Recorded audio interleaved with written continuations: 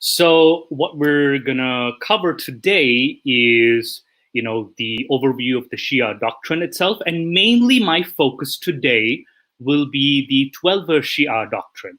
So sure, there's other sects of Shiaism, that Ismaili, Alawi, but my focus will mainly be 12-er. I will briefly discuss the other sects as well, and how, and then I'll also discuss as the extinct sects within Shia Islam as well, the conceptual findings, like what was the historical finding, the mindset behind it, also like Muhammad's ties to these findings. When did the split really happen? So this is the meat of it.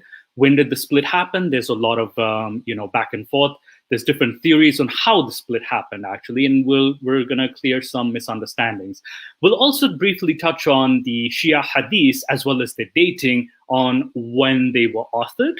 Then we'll also look at different biographies, which biographer or historian was sympathetic to the Shia cause, and which one was, you could say, anti-Shia or had a little more of a Sunni color to their reporting. Then we'll look at Ali, like how Ali's life, the historical events in Ali's life, and then we'll also look at the Shia view on Aisha, which is not discussed a lot. We all know Aisha as being the 9-year-old being screwed by Muhammad, but realistically, we've never heard the Shia opinion of this. And then we'll also see Muawiyah and Hassan's agreement. That is, that Muawiyah and Hassan had a written agreement. Then we have the Battle of Karbala, which was one of the defining moments into which eventually led to the separation, one of the understood events, that is. And then we will also look into the, and I won't go too long, also some of the earlier events that may have influenced the what do you call it, the theolizing. It's like deifying like Hussein and Karbala. We will also look at an earlier legend, which was a Christian legend, which also had a similar scenario from the 4th century. Then we will look into modern influences on Shia Islam, which date back to the 16 and 1700s, the Safavid Empire. And I'll even briefly discuss Dr. Ali Shariati, but if we have time, that is. But he's also an interesting chap. I used to follow his philosophy before I became a kafir. So, but I was already a kafir, technically speaking, because being a Shia is equivalent to a kafir. So not much has changed for me. So if we understand that Islam has 5, pillars, correct? So in Shia Islam, this gets a little more complicated because there are primary pillars and then there are secondary pillars. So 5 primary pillars of Shia 12-er doctrine, I'm just saying 12-er doctrine, are Tawheed, which is the oneness of God. That's number 1. Number 2, we have Adl, or justice. There's a lot of word justice is like, it's one of those, equal distribution of wealth type of justice. So this is the kind of justice that they, focus on. Nabuwat, which is prophethood. Imamat, which is the rightful imams, who are the successors of the prophet. And Qayamat, which is the judgment day. So these are the 5 core beliefs or core primary pillars. Then we have the 8 secondary pillars, we call them. So these include prayer, fasting, Hajj, Zakat, Amar bin Maruf, Nahin al-Munkar, and Khums. So what is an Amar bin Maruf? Amar bin Maruf is basically enjoining the good or enjoining in good deeds. Nahin al-Munkar means forbidding evil. And Khums is actually an additional, like we have the Zakat, but Khums is more of an additional contribution, which is 20% of your yearly savings. Now, Khums eventually was, I believe it was a later addition, but keep in mind, I haven't found the source for this yet, so I really apologize for that. But I will definitely try to find information on that. So now we briefly, like I mentioned before, there's the Jafri sect, the Ismaili sect, and the Alawi sect. Those are the sects that we see today. Now, however, there's a few extinct sects as well, and I'll name a few that are very interesting, actually, because keep in mind, it's very similar to the rise of Christianity as well, like the rise of Shia Islam. It's very similar. It's that it wasn't just like an idea that was just one idea, but it was a supernova of different ideologies. And for at least 200, 300 years, many people weren't on the same page. So one of the extinct sects include the Bazgiya sect. This sect believed Jafar al-Sadiq, who was the sixth Imam, or the great grandson of Muhammad, Jafar al-Sadiq, he was God. That's what the belief was of the Bazgiya Shia sect. Then we have the Dhammiya Shia sect, which stated that Ali was God and Muhammad was the messenger. So this is definitely an interesting idea. The most well-known in history is the Kesanite sect, which again, it was the Mukhtar's, these embodied Mukhtar's supporters. They formed during the Second Islamic Civil War, and they believed Muhammad bin al-Hanafiya was the promised Mahdi or savior. Then we have Ghurabiya sect, which believed that Angel Gabriel was mistaken and that revelation of prophethood should have come to Ali bin Abu Talib, not Muhammad. And then there's the Ravindis sect, which believed that the spirit of Jesus was inside Ali bin Abu Talib. So I feel like this could be some interesting information. Do you fellows, do you have any questions about this information? No, there's... Okay, most epic Black Star says that there was a division over Fatima's claim. There was. Then the day of judgment, the Nikah sex, then can we please skip to the Aisha story? And did she post Muhammad with the Jews? You want to skip to the Aisha story? I can definitely do that. So keep in mind, we all know that Aisha was the, Muhammad's favorite wife. Apparently in Shia Islam, that wasn't the case. So, and this was a story that I've had like an atheist and even a Sunni Muslim approaching back when I was Shia, and I insulted Aisha and they're like, what? They were very surprised that I called her a bitch. So the reason I did that was because there's this belief that the Aisha is actually hated because not only is she the daughter of Abu Bakr, who usurped Ali's right, but also,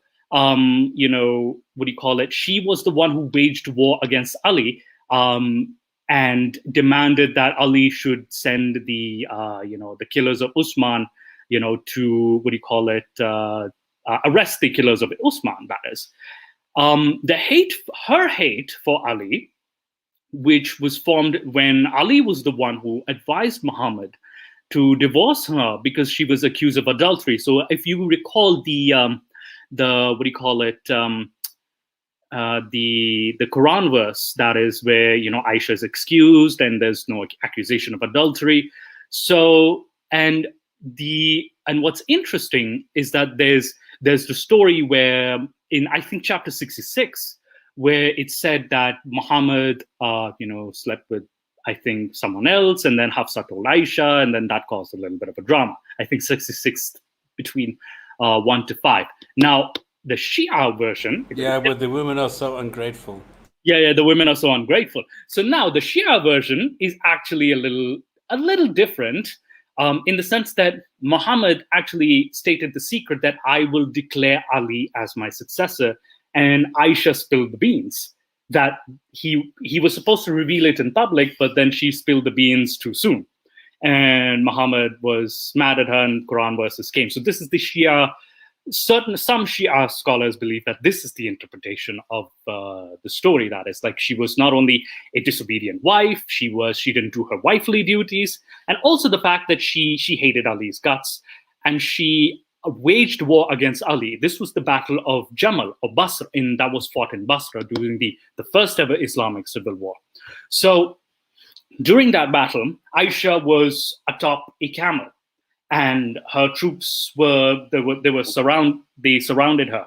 So and I am saying this from purely a Shia narration.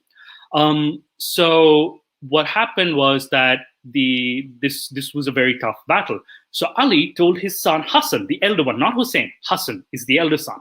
So the elder son was told, cut off the legs of the camel, and we will be able to take advantage. So Hassan rode, swiped the feet of the camel. It fell. She fell, and the crowd dispersed. They're like, "Oh no, what's happening?" And then if there was chaos that ensued. Muhammad bin Abu Bakr was told to fetch Aisha and bring her to Ali. So Muhammad bin Abu Bakr, during the ensuing mess, he grabbed Aisha. Aisha's like, who dares touch the harem of Muhammad? And he responded by saying, it is the man who is closest to you in blood, but was also your worst enemy. And she recognized it's her brother, Muhammad bin Abu Bakr.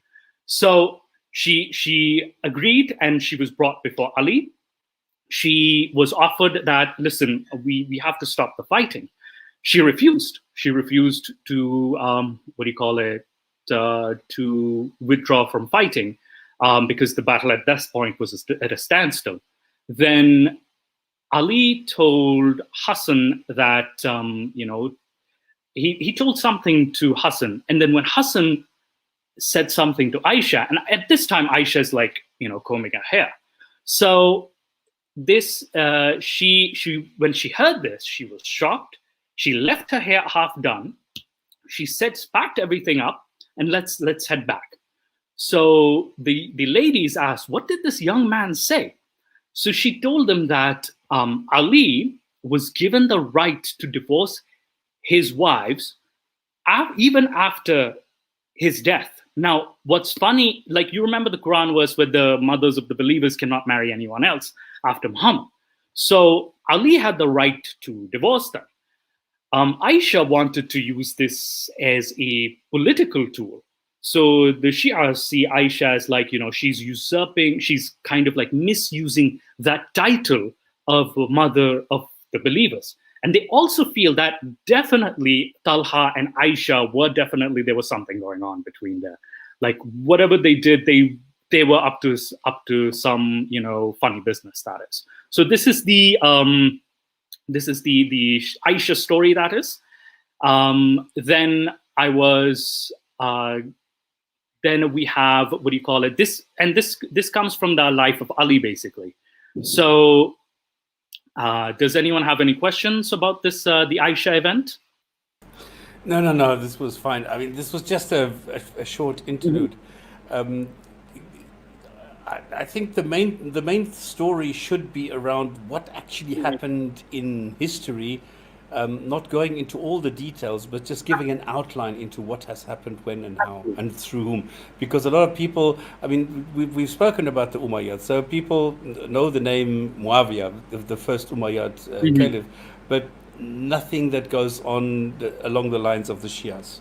Okay, so what we can look into is towards the Battle of Siffin, that is. This was the battle fought between Muawiyah and Ali's forces, that is, and this was fought somewhere in Syria.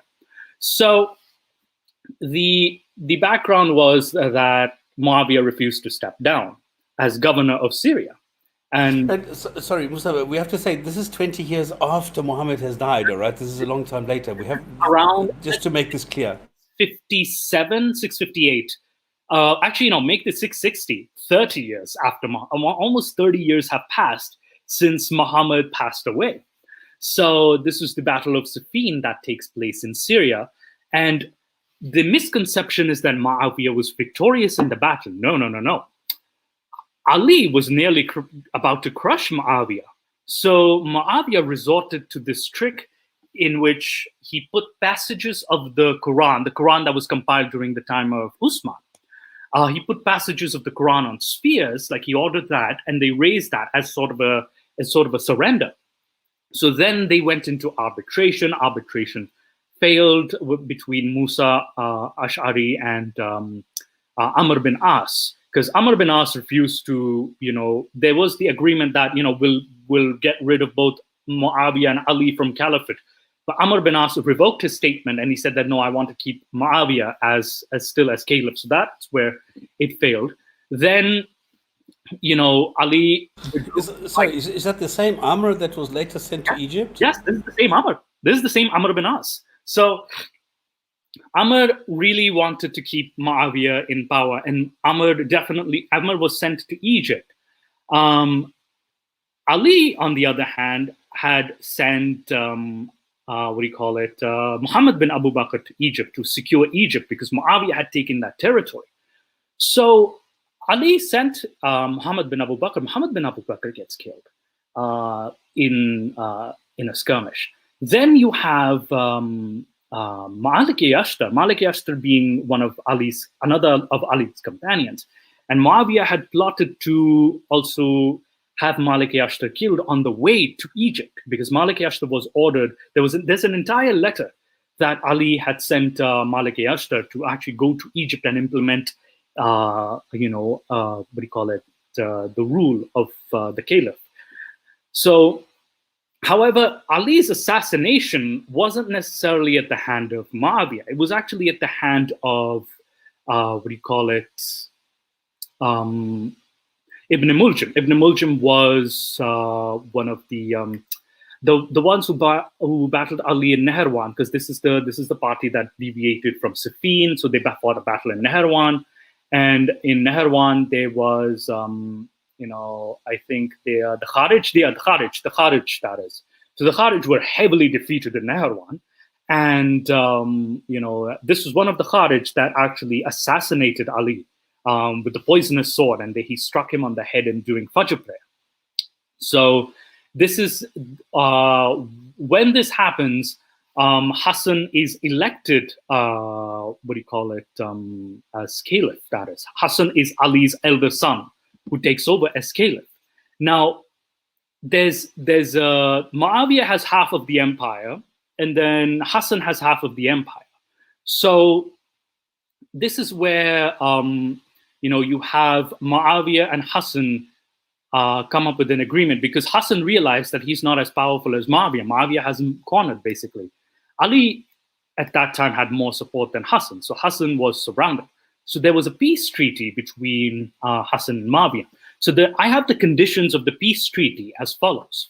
So number one, Hassan would hand over the rule or government to Muawiyah, provided he acts according to the Holy Book of God and the Sunnah of Muhammad and the character of the pious and virtuous caliphs. So he's referencing to the first four caliphs. So he has to abide by those laws. The second, Muawiyah does not have the right to nominate anyone after him.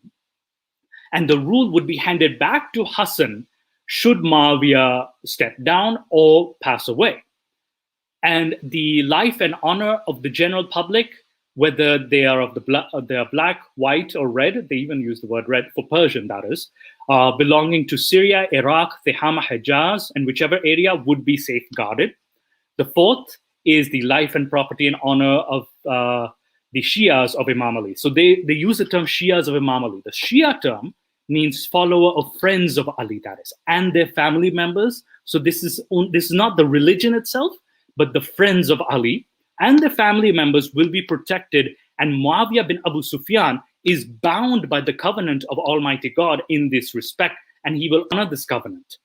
Then you have the fifth term, which says Muawiyah will not open or secret any action against Imam Hassan bin Ali or against the Ahl al-Bayt, which is the people of the house, or the Muhammad's family is also called Ahl al-Bayt of Muhammad, that is. So Imam Ali will be remembered with honor and dignity, and he will not be reviled. According to some narrations, there will be no abusive language. Then the seventh agreement would be the Muawiyah will hand over Baitul Mal of Kufa and revenue of Darab Garth to Imam Hassan so that he may meet his expenses and say for the same and may repay the debt and other dues. So these were the terms and conditions of the agreement between Hassan and Muawiyah. Now, Muawiyah didn't like this agreement, that is. And what he did was that he had Imam Hassan assassinated through his wife, where there was poison in his milk. There was poison there, and he was poisoned. and Imam Hassan died due to the poison. So Muawiyah was able to take over as caliph, like absolutely no opposition whatsoever. So before the Battle of Karbala, that is, and this is the time 680. So this is the date 680. That is, this is almost 50 years after Muhammad. So Yazid, the son of Muawiyah, receives a letter of his father's critical condition, and it documents and then when he goes to Muawiyah, his father. So this is what Muawiyah says: "My dear son, I have spared you the trouble of traveling and going one place to another. I have prepared the grounds for you. I have humbled the enemies for you. I have subjugated the Arabs for you, and I have produced a consensus in favor of you. I have no fear anyone will contend with you in this matter, which has already been settled in your favor, except 4 people from the Quraysh: Hussein bin Ali, Abdullah bin Umar, Abdullah bin Zubair, Ibn Zubair, and Abdul Rahman bin Abu Bakr." So that's the younger son of Ali, the son of Umar, Ibn Zubair, and the son of Abu Bakr, one of the sons of Abu Bakr. And then he talks about each man. He says, with regards to Abdullah bin Umar, he's a man exhausted by excessive devotion. If there remained none other than him, he would pay you allegiance. But then Muawiyah talks about Hussein. He says, as for Hussein bin Ali, the people of Iraq will never leave him until they cause him to rise. If he were to rise against you and you were to gain victory over him, then you should pardon him, for he belongs to an important family, the Banu Hashim, and has a great right. Then he says, regarding Abdul Rahman bin Abu Bakr, he's a kind person who will follow whatever his companions will do. His only concern is women and sport. But then the final person he talks about is Ibn Zubair. He says, this one, the one who will crouch the crouching of a lion in wait of its prey, and constantly engage in trickery like a fox, and pounce when the opportunity presents itself, is Ibn Zubair. If he does that with you, tear him to pieces.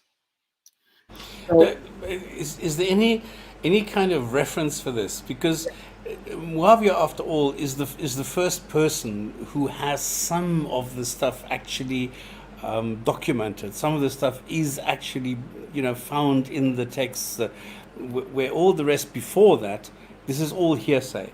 Now, is this letter something that actually exists? Is it extant, or is this just hearsay as well?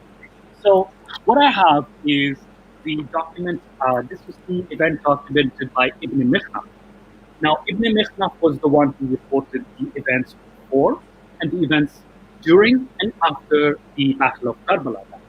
And so he is the main person. Sure, he was born in 709. That is, this is the man he was born in 709. And as of now, most of his works were destroyed. As of now, with the scholars, that is, we have a reconstruction of the different manuscripts that were lost. And these manuscripts are from Tabari, actually. Tabari uses Abu Mikhnaf to report events as well. Abu Mikhnaf is one of his sources. So as a cross-reference, you mean? As a cross-reference. So Tabari, so we used mainly Tabari's reference of Abu Mikhnaf to reconstruct this event. And whatever I've said to you is from Abu Mikhnaf's account. And also, okay, so all right. So this is hearsay, but we don't have any of these manuscripts. We don't have these letters. We don't have any of these texts. So it could be embellished. It could be, Yes, absolutely. Yeah. So the references, however, what we've done is we have a list of the references that Abu Mikhnaf used. So far, what we know, that is, and this is from Tabari as well, like Tabari's reference of. Yeah, but then that's later. Yes. So the references Abu Mikhnaf used, that is, are as follows. Let me just find. He made a list of isnads, that is. Call it. Because There we my go. problem is always to, where does it start getting real? Where do we have the real text, where we have real documented history, Yeah. and which is wishful thinking and Mm. embellished modification of some stories? This is always very different or very difficult in that era to distinguish the one from the other. Absolutely. Now, I'll list you the narrators, that is, of Abu Mikhnaf's documentation, that is. The first list of narrators include those who directly witnessed the battle. However, there are only 3 people who he has in those who witnessed it. The second list of people, they are those who witnessed the battle, but from Mikhnaf, they use 1 or 2 links. That is, there's like, oh, I told this person and this person then told me. So this is, or somewhere around, like there's 2 people in that chain, that is. The third list includes those who were in direct contact with the events before and after of the events, but not the event itself, the event of Karbala itself, not the event itself. And there are only 5 people, whereas in the second list, there are 15 people. Then we have the fourth list, which is the events before and after Karbala, but narrated to 1 or 2 links. Like this is people who witnessed the event before, after. However, this is not them directly, but they have 1 or 2 links between them. And there are 21 people on this list. Then the fifth list is people who were neither witnesses nor were they in direct contact with the events. However, they were reporting the events. And there are 29 of these people. So the majority is from this list, which is 29 people. The sixth list, however, is just narrators who were either companions of the Aima. Aima is the term used for Ahl al-Bayt or the Muhammad's family, or Muhammad's family themselves. However, there's still like, with Muhammad's family at least, these are the later members of Muhammad's family, which start from Muhammad bin, we call it Zain al-Abidin, then Muhammad Baqir, and Jafar al-Sadiq, that is. There are only 14 people on this particular list, that is. So this is how the event was documented. However, there's an excerpt that does say to be careful, or we always have to be very careful. There's some final remarks that we have come to end of reports which have appeared in Tarikh al-Tabari on the authority of Hisham al-Qalbi from Abu Mikhnaf. So these are the 2 chains, that is. And then we use Abu Mikhnaf's chain as well. So this is how the event was. And we've only recently, unfortunately, which is very unfortunate, recently reconstructed these events through Tabari, that is. So, which is the unfortunate scenario. Yeah, okay, but the thing is that if you have a battle, for example, and people say, well, it was in this region, in this area, then normally if these events really happened, like in Europe, or Napoleon, when he went all the way east, you could actually, you can reconstruct this based on the findings that you have in the ground, where you do have pieces of metal, where you have swords, where you have arrows, where you have all, but none of that has happened. None of these things were found in anything before this 8th, 9th century even. Absolutely. So all these things are like, a little bit dubious. So I'm always taking this with a pinch of salt. Yeah, and keep in mind, Abu Mikhnaf, the one who first reported these events, he lived between 709 and 774. The battle took place in 680. So at latest, he's reported it around the 770s. There's another 2 generations in between, exactly, yeah. 90 years removed for the very, very latest, that is. And another misconception is, one interesting fact I'll actually tell you about is Karbala, the name Karbala itself. The original name for the area was Kurbabal. Kurbabal was an area of villages, that is, up along the bank of the Euphrates. Karbala, the name itself, was a misspelling of that name. And then it became the name of the city eventually. So Karbala was eventually a misspelling of Kurbabal.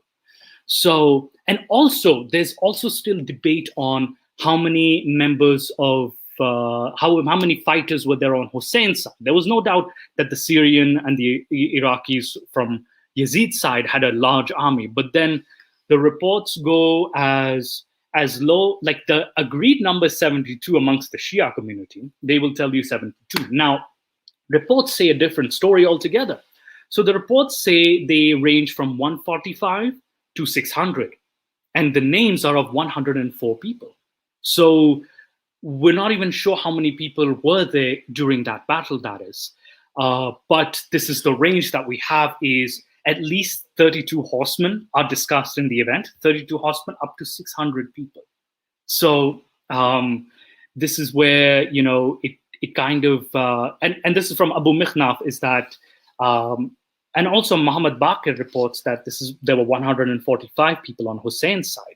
Sure, it was a one-sided battle, but basically there's no consensus on what is the agreed number, and even amongst the Shia scholars, that is. So that is, and I'm trying to be as honest as possible with history, because keep in mind, these events were reported a lot later, and many different authors have had different influences, that is. I'll even give you an example of I was going through the authors of even Muhammad's biography and those who reported these events, that is, and we have, we have 3 classical scholars who were sympathetic to the Shia, and 3 classical scholars who were sympathetic to or at least reported the events in a Sunni color, that is. So everybody knows Ibn Ishaq, correct? Like the first ever biographer of Muhammad's life. Well, yeah, from hearsay. Yeah, from hearsay, that is, of course. What's reported is that he was a student of Al-Zuhri, that is, and for him, and this is what I got from the the origins and development of Shia Islam, that is. So his account is very straightforward on how Abu Bakr and Umar gained control. His writings, however, had political influence of Mansur. Mansur was tied, his ancestral lineage through his narrations were tied to Ibn Abbas. And that's where they became the Abbasis. And this was to justify Mansur's rule. What is surprising is that Ibn Ishaq is somewhat also sympathetic to the Shia, because he reports the Saqifa event, where Umar and Abu Bakr conspired to usurp Ali's right.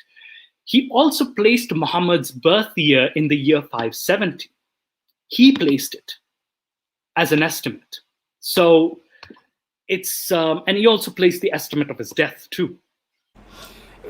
But was it you who, because I found it very interesting that there is an opinion that it was actually the Shias who were the true Muslims, and that then the Sunnis were the ones who split off, and then just through the power itself, the Shia power, managed to go through and become the majority. Absolutely. Okay. So I'll tell you the split that really happened. And this is a very recent, I was telling you that, and this was a recent discovery. I was in the library of my university. Because I found this fascinating, because nobody's ever come this way around, that's why. So keep in mind that the Sunni caliph in Sunni concept was a political authority, whereas the Shia Imam was a religious authority. And the Shia are reported to have more revolts against both the Umayyads and the Abbasids, because they existed to depose the caliph, and they wanted the caliphate to be replaced by their imam. So we have the 12 imams. Now, there's a popular misconception is that Sunnism is the original version of Islam, and that the Shia deviated, that is. In the beginning, however, the opponents of Shia were not the Sunni, but were adherents to what we would term Umayyad Islam. Sunni Islam emerged as sort of a compromise position between these two schools of thought. You see, the Umayyads revered the first 3 caliphs, which is Abu Bakr, Umar, and Usman. They revered, the Shia hated these the first 3, but revered Ali, whereas the Umayyads hated Ali.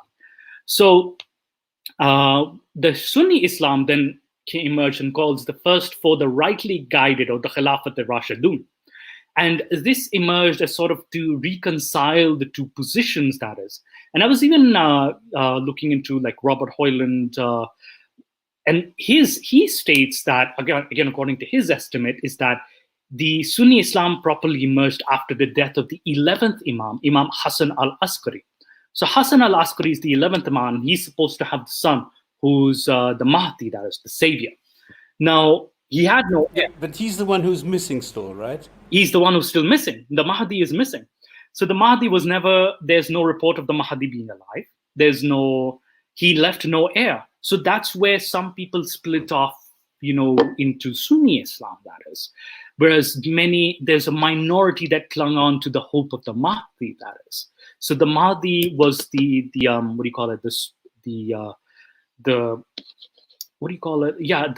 thing that the belief that the Shia Muslims still hold on to.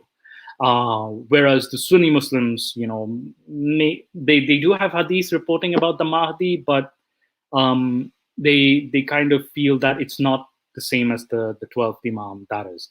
So, and if you also notice, the difference between, the Shia and Sunni Sunni Islam is that Sunni Islam, if you've noticed, their writings will tend to sugarcoat a lot of things, especially about Muhammad, even though as recently they haven't exactly sugarcoated them.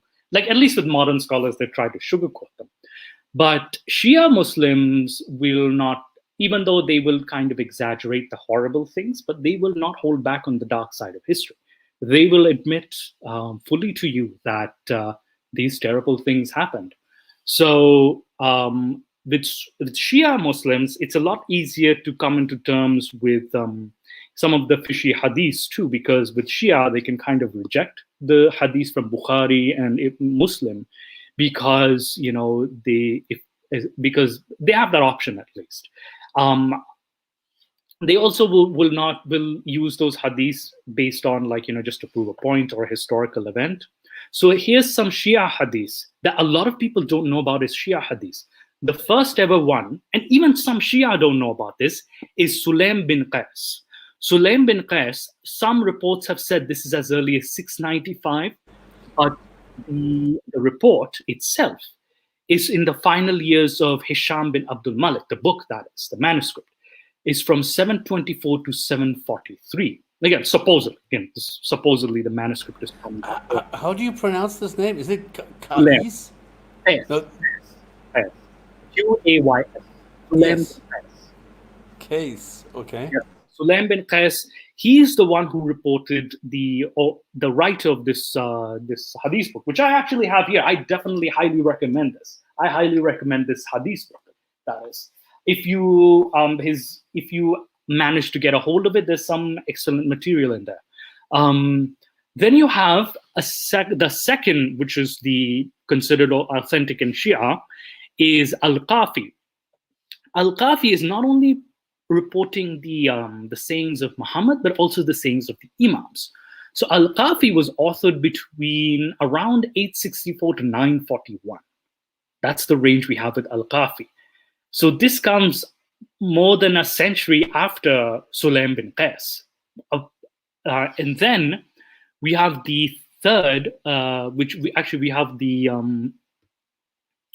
Al-Istibsar, which is the third hadith book.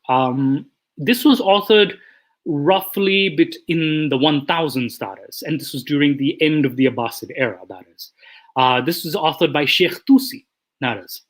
And then we have the Wasail Shia and Biharul Anwar, the most recent one, the most new and improved, from Allama Majlisi. And Allama Majlisi authored this hadith book between 1677 and 1697.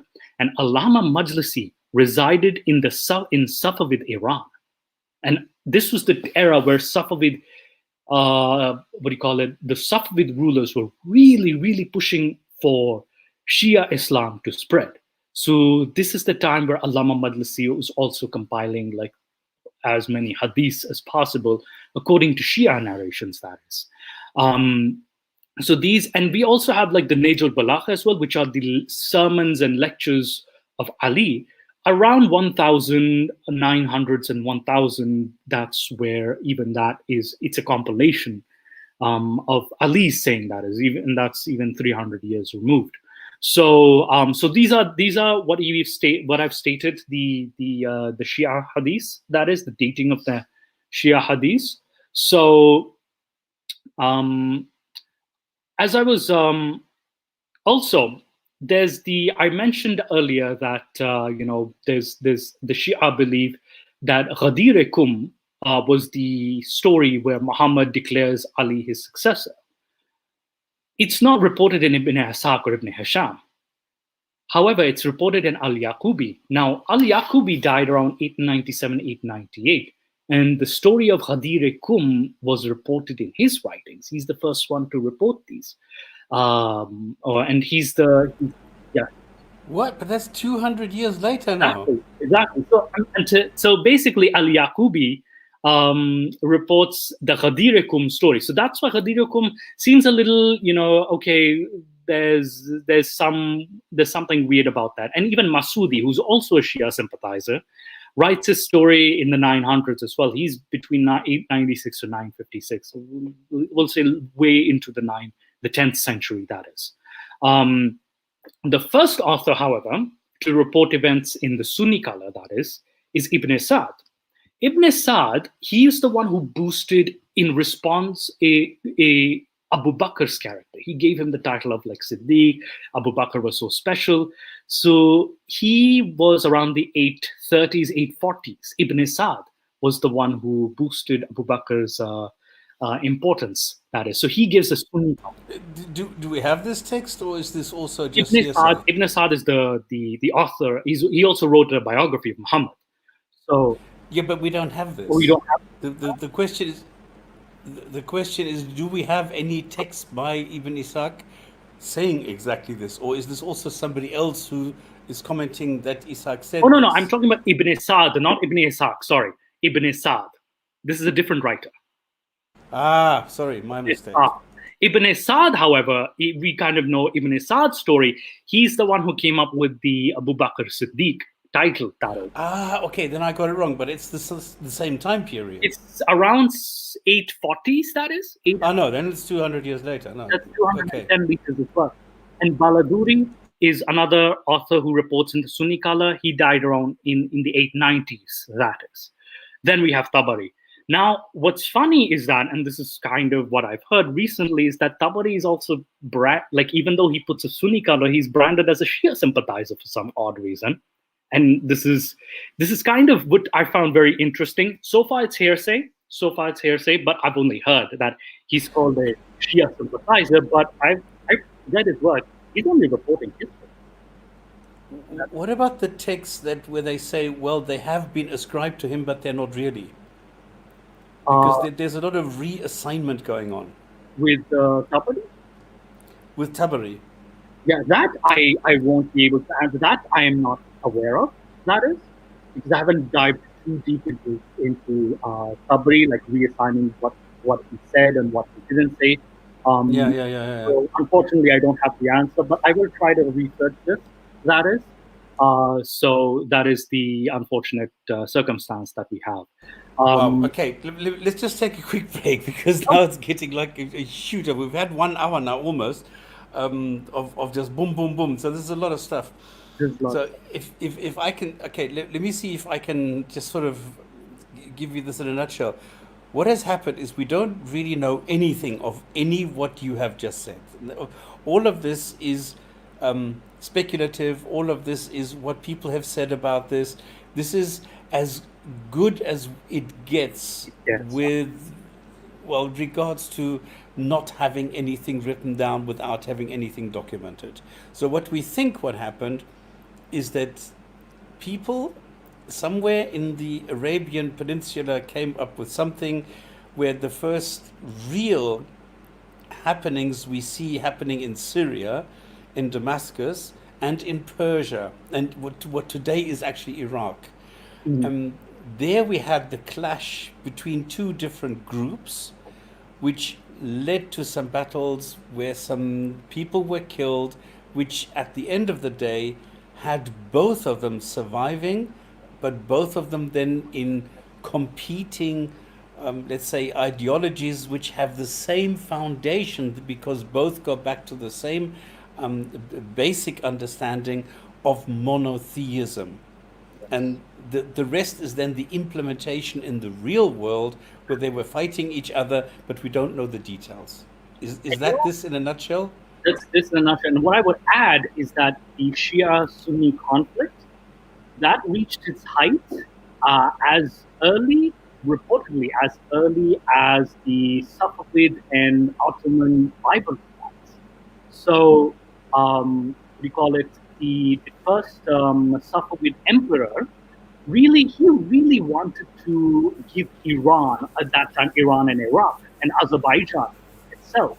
He really wanted to give Iran a, a unique identity, that is. And it gave, in opposition to both Uzbeks as well as the Ottomans, the Sunni Ottomans, that is. And there were some very harsh policies, anti-Sunni policies in Iran, which eventually got softened up by the introduction of Muhammad Baqir Majlisi. However, there's, this was 12th Shiaism really spread because of the Safavid dynasty, and the Safavid were in constant conflict with the Ottomans. So that was where things got really, really heated up, and and that's how we see the effects of it still to this day. That is, like, we have the Saudi Arabia, the Turkish Sunni bloc on one side, then we have the Iraq, Iran, Shia. Yeah. And is this something that historically was reflected in the different versions of the hadith and the sayings that were attributed to the people? Or was this totally separate? Could you rephrase that question? If I look at the Sunni hadiths, the traditional Sikh Sahih, or whatever you want to call them, all these different sayings that were attributed to Muhammad, and then you see the competing versions on the Shia side.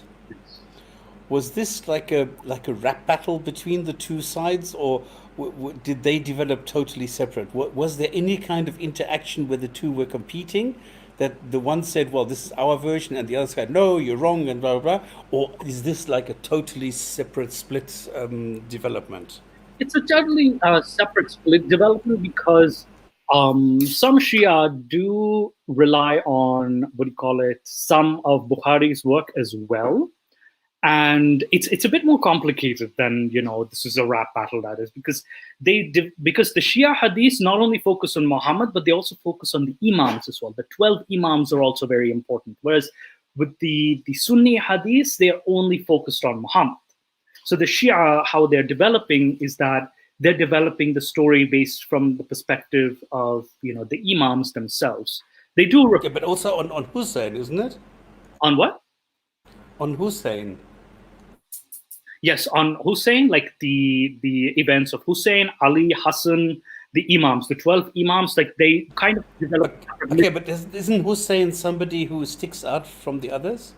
Hussein is remembered mostly for what I stated earlier, the Battle of Karbala, Kurba, that the area was... Oh, okay, because I remember, I lived in Tehran. Okay, so I remember that they were always screaming his name when they were going through the streets and blah blah on the celebrations. So he was venerated in Tehran, at least in the 70s. And he was venerated by Muhammad Allama Baqir Majlisi.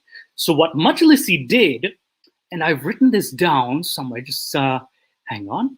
Okay, so what Majlisi did, he linked Imam Hussein's martyrdom at Karbala with the Imam's power to grant intercession to paradise to those who honor him through ritual commemoration. So the ritual commemoration is the chest beating, the self-flagellation, the... Yeah, exactly, yeah. The procession. Just to feel the pain, yeah. Yes, Majlisi promoted the veneration of Hussein and the other Imams by collecting traditions, mostly of Hussein, from which is the latest hadith, authored between 1677 and 1697. He, along with the 12 Imams, he made also Muhammad and his daughter Fatima the Masum, or the infallibles, that is, the 14 infallibles. So he gave them this the sinless the sinless status that they will be able to grant intercession to paradise. So that's what we have for why the commemoration is so heavy.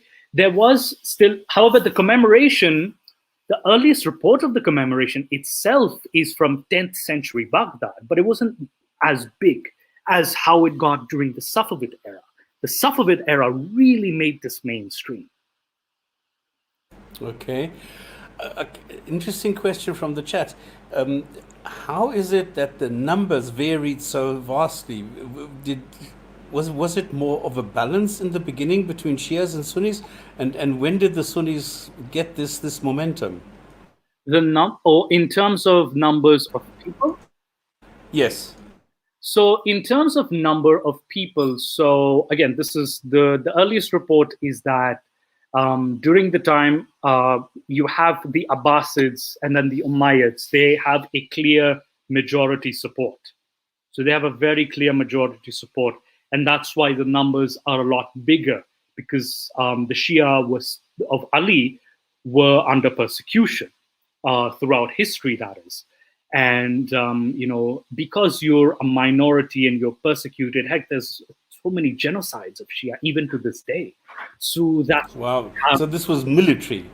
Military. Shia military. Yeah, Shia military, that a lot of Shias were massacred.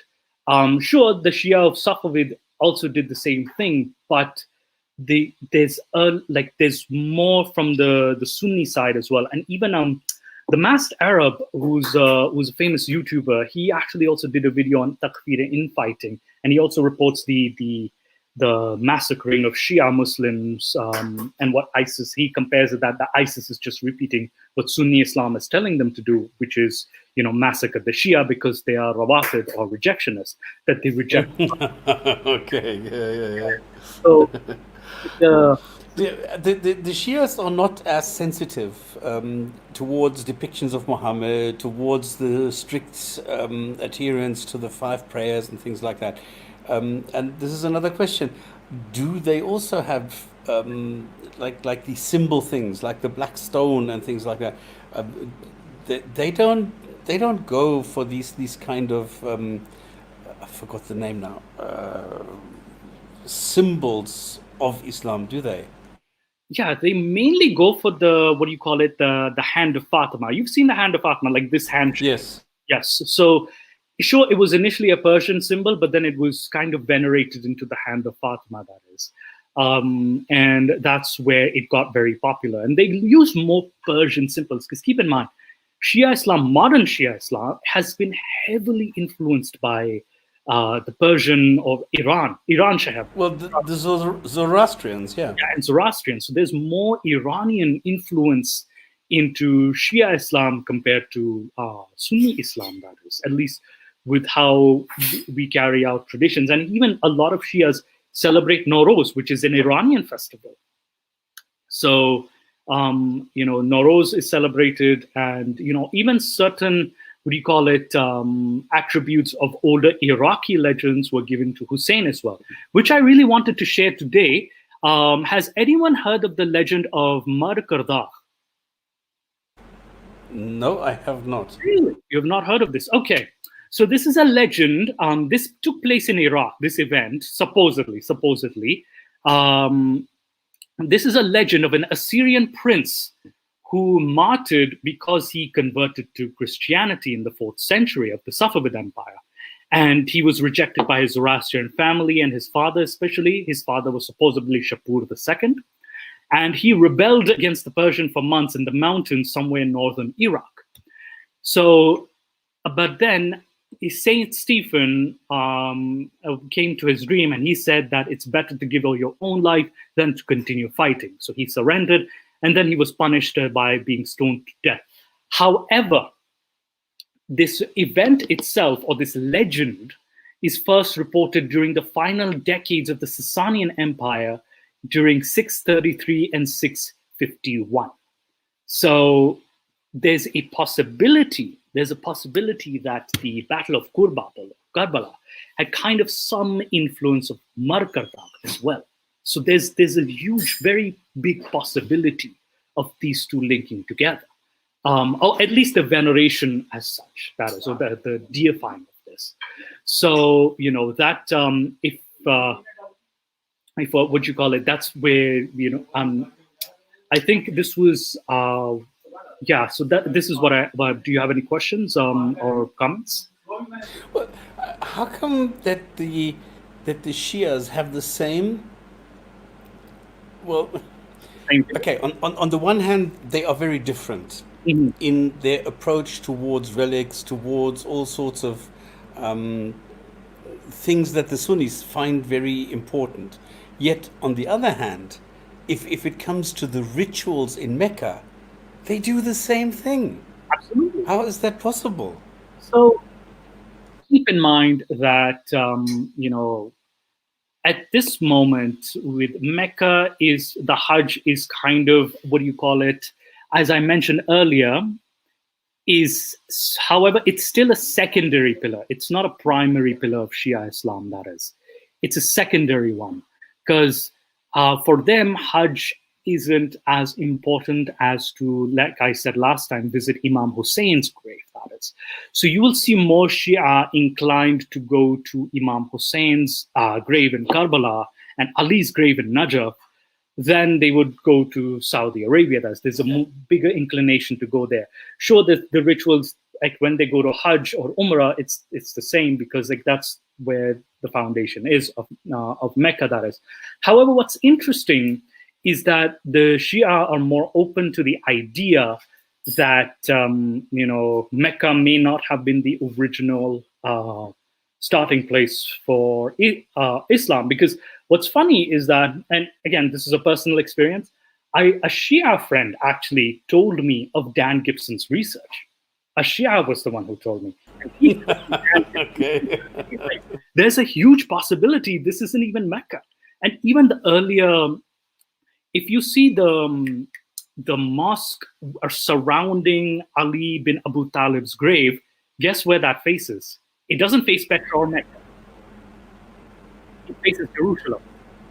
I was just going to say either Jerusalem or there's another place which is further to the west, but I don't know if there's a name for this. Yeah, I think he calls them either the unknowns or the in-between mosques, that is. In Dan Gibson's research, he calls them the in-between mosques, which is between Mecca and Petra, because this was during the time of confusion. Yeah, there was a lot of confusion then. Yes, and even I think, what do you call it? There was some qiblas, the unknown qiblas, which pointed to Masjid al-Kufa. Some of the I think this was the Qazimain Mosque, I believe. I'm not sure, but I'm not sure. There's one. I'll definitely get back to you on that one. But there was definitely a mosque which Shia consider very important that was pointing towards Masjid al-Kufa, and Masjid al-Kufa is all the way in Iraq.